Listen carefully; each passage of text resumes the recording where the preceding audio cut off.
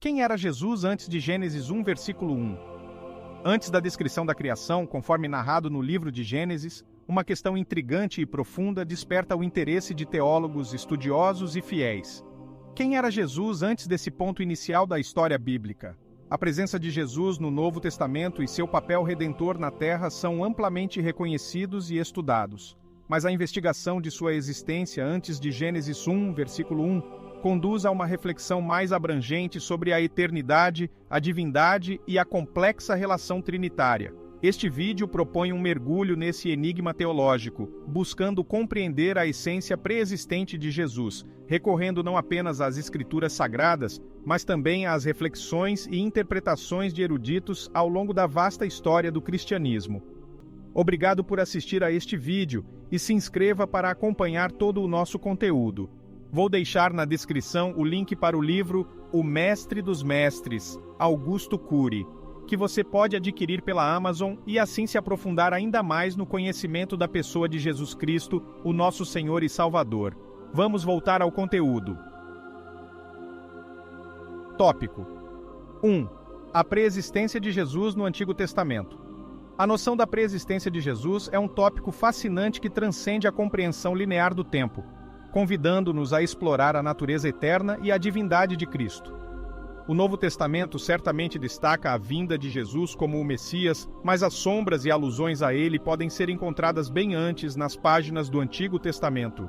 Os profetas do Antigo Testamento frequentemente faziam previsões sobre o Salvador que viria. No entanto, mais do que simples profecias futuristas, há evidências sutis que apontam para a presença ativa de Jesus muito antes de sua encarnação. Um exemplo notável pode ser encontrado no livro de Provérbios, onde a sabedoria é personificada e fala de si mesma. Em Provérbios 8, versículos 22 ao 31, essa sabedoria descreve sua existência desde o início, antes da formação do mundo. Muitos teólogos e eruditos veem nesta passagem uma alusão ao Cristo pré-existente. Além disso, as teofanias, ou manifestações de Deus no Antigo Testamento, são outro ponto de interesse. Algumas destas aparições, como a luta de Jacó com um homem em Gênesis 32, versículos 24 ao 30, são interpretadas por alguns como manifestações do Cristo pré-existente. Estas ocasiões fornecem indícios da natureza divina de Jesus, presente e atuante muito antes da narrativa do Novo Testamento.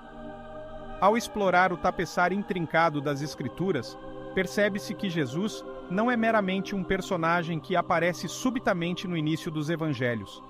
Sua essência e presença permeiam a narrativa bíblica, tecendo-se ao longo dos capítulos, versículos e livros, culminando na redenção oferecida através de sua crucificação e ressurreição. O Antigo Testamento, portanto, não é apenas um prelúdio para a vinda de Jesus. É uma parte integral da revelação contínua da eternidade de Cristo e de seu papel no plano divino. Tópico 2. A natureza divina e eterna de Jesus no Novo Testamento. A essência eterna e divina de Jesus é um tema central que ressoa poderosamente através do Novo Testamento. Enquanto o Antigo Testamento nos oferece vislumbres da pré-existência de Jesus, é no Novo Testamento que sua divindade é proclamada com clareza inconfundível e fervor. Começando pelo Evangelho segundo João, somos apresentados a um dos versículos mais profundos e teologicamente carregados. No princípio era o Verbo, e o Verbo estava com Deus, e o Verbo era Deus. João 1, versículo 1. Este versículo não só reitera a eternidade de Jesus, mas também sua íntima união e identidade com Deus. O verbo, logos em grego, é uma representação de Jesus, indicando que desde o início dos tempos, ele não só estava presente, mas era e é intrinsecamente divino. Vamos nos aprofundar mais sobre esse tema em breve. Paulo, em suas epístolas, também reforça a divindade de Jesus. Em Colossenses, ele escreve sobre Jesus sendo a imagem do Deus invisível, o primogênito de toda a criação. Colossenses 1, versículo 15. Isso não apenas reitera que Jesus é a representação física e visível de Deus, mas também sugere sua preeminência sobre toda a criação. No entanto, talvez uma das afirmações mais poderosas da eternidade e divindade de Jesus venha de sua própria boca. No livro de Apocalipse, ele se descreve como o Alfa e o Ômega, aquele que é, que era e que há de vir, o Todo-Poderoso. Apocalipse 1, versículo 8. Através dessa declaração, Jesus não só reivindica sua eternidade, mas também sua onipotência e domínio sobre o tempo e a história. Ao longo do Novo Testamento, é inegável a apresentação consistente de Jesus como divino, eterno e inseparavelmente uno com Deus. Esta verdade não só fundamenta a doutrina cristã, mas também oferece conforto e esperança a OS crentes, sabendo que o Salvador em quem confiam não é uma figura temporária, mas o Deus eterno que transcende o tempo e a história. Tópico 3. Cristofanias, manifestações de Jesus no Antigo Testamento. As cristofanias, aparições pré-encarnadas de Cristo no Antigo Testamento, são indicativos intrigantes e profundos da presença eterna de Jesus. Estas aparições não só corroboram a ideia da pré-existência de Cristo, mas também prenunciam sua missão salvífica e seu papel como o Messias prometido. Um dos exemplos mais célebres de uma cristofania pode ser encontrado na narrativa de Abraão. Em Gênesis 18, Abraão encontra 3 homens, um dos quais é frequentemente identificado por teólogos e estudiosos como uma manifestação pré-encarnada de Jesus. Este homem não só conversa com Abraão sobre o destino de Sodoma e Gomorra, mas também reafirma a promessa divina de que Sara teria um filho, mesmo em sua velhice avançada. Esta interação entre Abraão e a manifestação divina serve como um prenúncio da relação especial que Deus estabelecerá com a linhagem de Abraão e, finalmente, com toda a humanidade através de Jesus. Outro episódio significativo é o encontro de Jacó em Gênesis 32, onde ele luta com um homem até o amanhecer. Após a luta, o homem abençoa Jacó e lhe dá um novo nome, Israel. Este homem com quem Jacó lutou é frequentemente interpretado como uma manifestação do próprio Jesus, destacando o relacionamento contínuo e, às vezes, desafiador entre Deus e seu povo. Além disso, no livro de Daniel, no episódio da fornalha ardente, encontramos outra possível cristofania. Quando Sadraque, Mesaque e Abednego são lançados na fornalha ardente, uma quarta figura é vista caminhando com eles, descrita como semelhante a um filho dos deuses. Daniel 3, versículo 25. Esta figura é tradicionalmente vista como uma prefiguração de Jesus, demonstrando seu poder de salvar e sua presença constante nos momentos de adversidade de seu povo. As cristofanias oferecem uma perspectiva fascinante sobre a natureza eterna e o amor abrangente de Jesus. Elas servem como lembretes tangíveis de que, mesmo antes de sua encarnação, Jesus estava ativamente envolvido na história humana, guiando, protegendo e preparando seu povo para a redenção final que viria através de sua vida, morte e ressurreição. Tópico 4. A palavra eterna. Jesus como o Logos divino em João. O Evangelho de João abre com um dos trechos mais profundos e teologicamente ricos de todo o Novo Testamento. No princípio era o Verbo, e o Verbo estava com Deus, e o Verbo era Deus. João 1, versículo 1.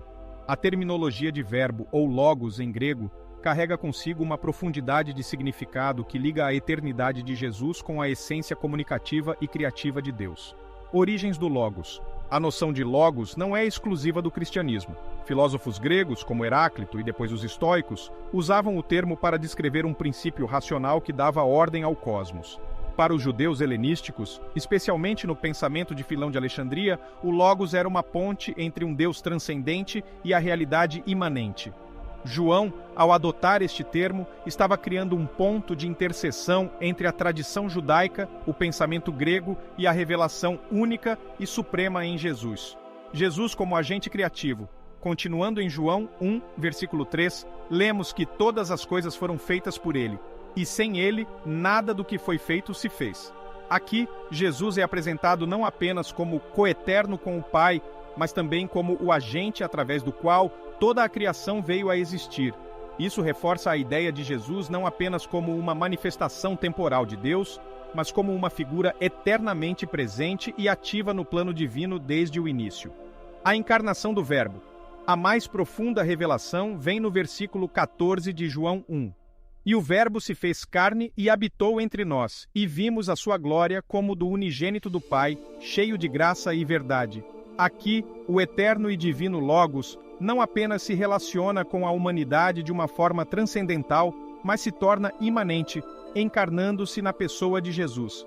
Isso ressalta a missão redentora de Jesus e sua singularidade na revelação divina à humanidade. O conceito de Jesus como o Logos em João não é apenas um ponto teológico, é uma proclamação do eterno compromisso de Deus com a humanidade. Ao entender Jesus como o Verbo divino, somos convidados a reconhecer sua contínua atividade na criação, sua encarnação como o ponto culminante da revelação divina e sua eterna presença que busca nos atrair para uma relação mais profunda com o divino.